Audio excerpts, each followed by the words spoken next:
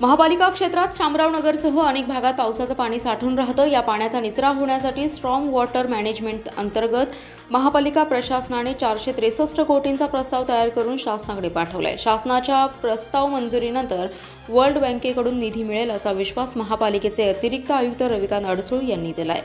ते म्हणाले, महापालिका क्षेत्रातील 78 ठिकाणी पावसाचं पाणी साचून राहतं। सखल भाग रस्त्यावर पाणी येतं। साचणाऱ्या पाण्याचा प्रश्न कायमस्वरूपी सोडवण्यासाठी सर्वेक्षण झाले। यामध्ये महापालिका क्षेत्रातील 11 नाल्यांचं खोलीकरण, रुंदीकरण, पक्के बांधकाम तसेच सर्व छोट्या नाल्यांचं खोलीकरण, रुंदीकरण, त्यावरील अतिक्रमण काढणे, छोटे पूल बांधणे, भोबे टाईप मोठ्या गटारी बांधणे, या गटारीत न येणाऱ्या पावसाचा पाण्याचा उपसा करण्यासाठी शामरावनगरमध्ये 2 ठिकाणी पंपिंग स्टेशन आणि अन्य कामांचा समावेश आहे। यासाठी 463 कोटींचा आराखडा तयार केला। 8 दिवसांपूर्वी हा आराखडा शासनाकडे पाठवलाय।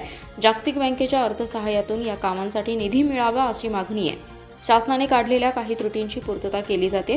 नागरिक क्षेत्रात पाणी साचून न राहता ते गतीने नदीत जावं यासाठी उपाययोजना केल्या जाणार असल्याचे अडसूळ यांनी सांगितलं। तर पुराच्या पार्श्वभूमीवर पूरबाधित नागरिकांसाठी 36 निवारा केंद्र सज्ज ठेवण्यात आले। यामध्ये स्थलांतरित पूरग्रस्त नागरिकांना सर्व सोयी सुविधा दिल्या जाणार आहेत। यामध्ये मान्सून पूर्व नाले सफाई प्रभावित करण्यात आलेली आहे। 85 नाल्यांपैकी 67 नाले हे स्वच्छ करण्यात आलेत। 15 नाल्यांची स्वच्छता युद्ध पातळीवर हाती घेण्यात आल्याचं ते म्हणाले। कुरुंदवाड येथे सांगलीतील सामाजिक कार्यकर्ते संतोष कदम यांचा निर्घृण खून करण्यात आला होता। या प्रकरणी सांगलीतील 3 संशयितांना यापूर्वीच अटक करण्यात आली होती। मात्र मुख्य संशयित सिद्धार्थ उर्फ बाबा सुखदेव चिपरीकर हा खुनानंतर 5 महिने पसार झाला होता। स्थानिक गुन्हे अन्वेषण विभागाच्या पथकाने सिद्धार्थ चिपरीकर याला कोल्हापूर जिल्ह्यातील कागल येथून अटक केली आहे। माहिती अधिकार कार्यकर्ता संतोष कदम याचा खून 7 फेब्रुवारी रोजी कुरुंदवाड नांदणी रस्त्यावर झाला होता। आदल्या दिवशी तो कुरुंदवाड येथे जातो म्हणून 3 समवेत मोटारीतून गेला होता। रात्री उशिरा तो परतला नाही, त्यामुळे पत्नीने शहर पोलीस ठाण्यात तो बेपत्ता झाल्याची तक्रार दिली। त्यानंतर दुपारी त्याचा खून झाल्याचं उघडकीस आले। संतोष यांनी शासकीय कार्यालयातील काही गैरप्रकार बाहेर काढले होते। महापालिकेतील घोटाळ्यांविरुद्ध आवाज उठवला होता।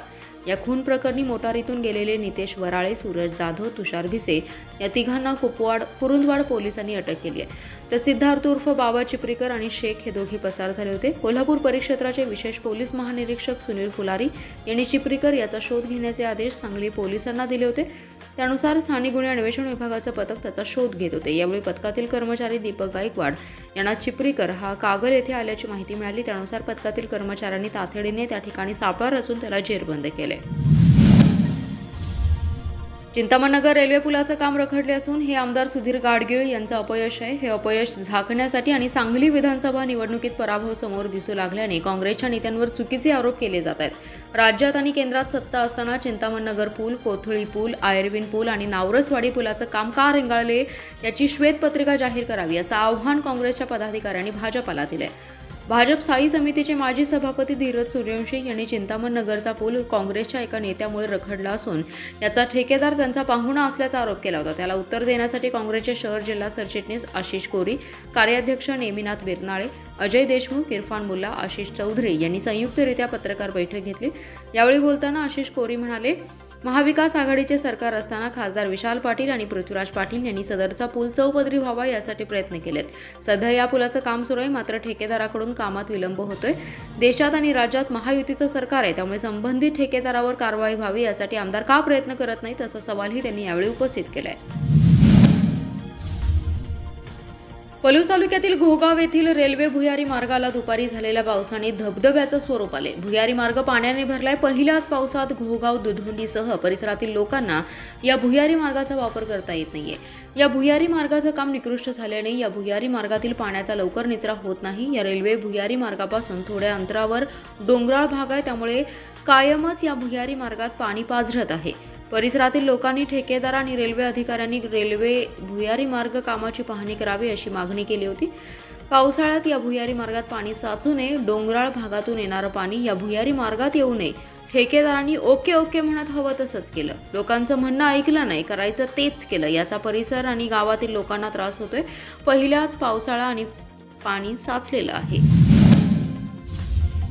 सांगली शहरात पूर परिस्थिती निर्माण झाली तर शहरातील सर्व सामाजिक संस्था, स्वयंसेवी संस्थांनी प्रशासनाला सहकार्य करावे. पूर परिस्थितीवर आपण मात करू अशी ग्वाही आयुक्त शुभम गुप्ता यांनी दिली आहे. तर शक्तीपीठ महामार्ग पद्माळे, सांगली आणि सांगलीवाडीच्या पूरपट्ट्यातून जाणार असल्याने शहरासाठी हा रस्ता नवीन समस्या बनू शकतो. यासाठी शासनाबरोबर चर्चा करावी असंही काहींनी सुचवले. महापुराच्या पार्श्वभूमीवर चर्चा आणि उपाययोजना यावर चर्चा करण्यासाठी आयुक्त शुभम गुप्ता यांनी सामाजिक संस्था, NGO, विविध पक्षांच्या कार्यकर्त्यांची बैठक महापालिकेच्या सभागृहात घेतली. यावेळी विविध संस्थांचे प्रतिनिधी उपस्थित होते. बैठकीत सामाजिक संस्थांचे प्रतिनिधी आणि राजकीय पक्षाच्या प्रतिनिधींनी आपली मते मांडली. किसान सभेचे कॉम्रेड उमेश देशमुख यांनी शक्तीपीठ महामार्गाचा मुद्दा उपस्थित केला. ते म्हणाले की आपत्ती व्यवस्थापन करत असताना आपत्तीला निमंत्रण देणाऱ्या नियोजित महामार्गाबाबत फेरविचार होण्याची आवश्यकता आहे. हा मार्ग माधवनगरच्या पश्चिमेकडून पद्माळे, कर्नाळ रस्त्यावरून सांगली, सांगलीवाडी अशा पूरपट्ट्यातून शक्तीपीठ महामार्गाला जाणार आहे. महामार्गासाठी मोठ्या प्रमाणावर भराव टाकला जाईल. या भरावामुळे शहराच्या गावठाणाला महापुराचा मोठा धोका पोहोचण्याची दाट शक्यता आहे. त्यामुळे याविषयी तातडीने निर्णय आवश्यक असल्याचं मत त्यांनी मांडले. सांगलीतील लक्ष्मी मंदिर चौक ते भारत सूतगिरणी मुख्य रस्त्यावर ठिकठिकाणी खड्डे पडले. त्यामुळे रस्त्यांची अक्षरशः चाळणी झाली आहे. पावसामुळे रस्त्यांवर खड्डे पडलेल्या खड्ड्यातून पाणी साचून रस्त्याला डबक्याचं स्वरूप आले. ठिकठिकाणी रस्त्याच्या कडेला गॅस पाईपलाईन खोदकामामुळे रस्त्यावर चिखल झालाय. यामुळे रस्त्याच्या कडेला असणाऱ्या व्यावसायिकांना याचा नाहक त्रास होतोय. वाहनधारकांची गैरसोय होते. ठिकठिकाणी गतिरोधक असल्याने रस्त्यावरील पाण्याचा निचरा होत नाही. पाणी रस्त्यावरच थांबून राहतंय. त्यामुळे वाहनधारकांना वाहन चालवताना जीव मुठीत धरून प्रवास करावा लागतोय. कुपवाड MIDC असल्यामुळे कामगार वर्ग, ये-जा, अवजड वाहने, खाजगी बसेस, शाळकरी, सायकलस्वार, मुले, दुचाकीस्वारांची मोठ्या प्रमाणावर या रस्त्यावर वर्दळ असते. खड्ड्यांमुळे वाहतुकीची कोंडी होत असून नाहक त्रास स्थानिक नागरिक, कर्मचारी, प्रवासी आणि वाहनधारकांना सहन करावा लागतोय. यामुळे वाहतुकीची कोंडी होत असून वाहने खड्ड्यात अडकतात. दुचाकीस्वारांचा तोल जातो. त्यामुळे अपघाताची शक्यता निर्माण झाली. प्रशासनाने त्वरित रस्त्यांची डागडुजी करावी अशी मागणी स्थानिक नागरिकांमधून होती. विटा शहराच्या मध्यवर्ती ठिकाणी असणाऱ्या विटा बस स्थानकाचं रूप पालटणार आहे. त्यासाठी मुख्यमंत्री एकनाथ शिंदे यांच्या माध्यमातून तब्बल 20 कोटी रुपयांचा निधी उपलब्ध होणार आहे. तसेच बस स्थानक अंतर्गत रस्त्याचं काम मंजूर असून काँक्रिटीकरण कामासाठी 3.25 कोटींचा वेगळा निधी उपलब्ध झाला असल्याची माहिती माजी जिल्हा परिषद उपाध्यक्ष सुहास बाबर यांनी दिली आहे. यावेळी विटा आगार प्रमुख विद्या कदम यांच्यासह अधिकारी आणि कार्यकर्ते उपस्थित होते. विटा बस स्थानक परिसरात स्वच्छता राहावी यासाठी सुहास बाबर यांनी आगार प्रमुख आणि प्रशासनाला सूचना केल्या. अंतर्गत रस्त्याच्या काँक्रिटीकरणाचं काम सुरू करण्याबाबत महामंडळाचे अभियंता यांना तातडीने पाचारण करून संबंधित ठेकेदारांना काम सुरू करण्याचे निर्देश देण्याबाबत सांगितले. हे काम प्रवाशांची गैरसोय न करता 2 टप्प्यात करावे. एका वेळी एका गेटचं काम सुरू करून ते पूर्ण झाल्यानंतर मग दुसऱ्या बाजूचं काम सुरू करावं. कामाच्या दर्जाबाबत कोणतीही तडजोड केली जाणार नाही. चांगल्या दर्जाचे काम झाले पाहिजे अशा सूचना त्यांनी आगार प्रशासन आणि संबंधित ठेकेदारांना दिल्या. पहिल्याच पावसात विटा ST आगारात दाणादाण सुरू झाली. पहिल्या पावसातच बसस्थानक परिसरात तुडुंब पाणी साठले.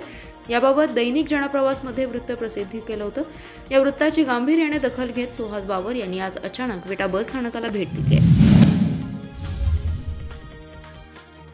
कुपवाड शहरातील दाट लोकवस्ती असलेल्या वाघमोडे नगर परिसरात भुयारी गटार योजनेच्या कामामुळे रस्त्यांची दुरावस्था झाली असून गेल्या काही दिवसांपासून सतत पडत असलेल्या पावसामुळे रस्ते चिखलमय बनलेत. खुदाई कामामुळे काळी माती रस्त्यावर आल्याने नागरिकांना चिखलातून प्रवास करावा लागतोय. जीव मुठीत धरून प्रवास करावा लागतोय. मृग नक्षत्राच्या पहिल्याच पावसात रस्त्याची दैना उडाली आहे. ड्रेनेज योजनेच्या ठेकेदारांनी त्वरित रस्त्याचं पॅचवर्क करून रस्ता वाहतुकीसाठी तयार करावा अशी मागणी नागरिक करत आहेत. वाघमोडे नगर परिसरातील विविध भागातील रस्त्याच्या मधोमध चरी पडल्यामुळे रस्ते चिखलमय बनलेत. वाहनधारकांना रस्त्यावरून वाहन चालवताना कसरत करावी लागते. या चिखलमय रस्त्यावरून पायी चालणंही अवघड झाले. सांडपाणी निचरा समस्या निवारणासाठी 253 कोटींचा निधी खर्च करून सुरू करण्यात आलेली कुपवाड ड्रेनेज योजना नागरिकांना त्रासदायक ठरते. रस्ते दलदलमय बनल्यामुळे नागरिकांना घराबाहेर पडणंही अवघड बनले. प्रशासनाने या प्रकाराची दखल घेऊन वाघमोडे परिसरातील सर्व रस्त्यांची पाहणी करून रस्त्यावर मुरुम आणि रस्त्यांचं पॅचवर्क करावं अशी मागणी नागरिकांनी केली आहे. प्रशासनाने गांभीर्याने न घेतल्यास प्रसंगी आंदोलनाचा इशाराही नागरिकांनी दिला आहे. जिल्हा बँकेचे संचालक आमदार अनिल बाबर यांच्या निधनामुळे रिक्त झालेल्या जागेवर नवीन संचालकाची नियुक्ती करण्यासाठी बँकेने राज्य सहकारी निवडणूक प्राधिकरणाकडे प्रस्ताव पाठवलाय। प्राधिकरणाच्या मंजुरीनंतर नवीन संचालकाची निवड केली जाणार आहे। या जागेवर आमदार बाबर यांचे पुत्र जिल्हा परिषदेचे माजी उपाध्यक्ष सुहास बाबर यांची निवड होणार आहे। जिल्हा बँकेचे संचालक आमदार अनिल बाबर यांचे जानेवारी महिन्यात निधन झालं। बाबर हे खानापूर तालुका विकास सोसायटी गटातून जिल्हा बँकेचे संचालक होते।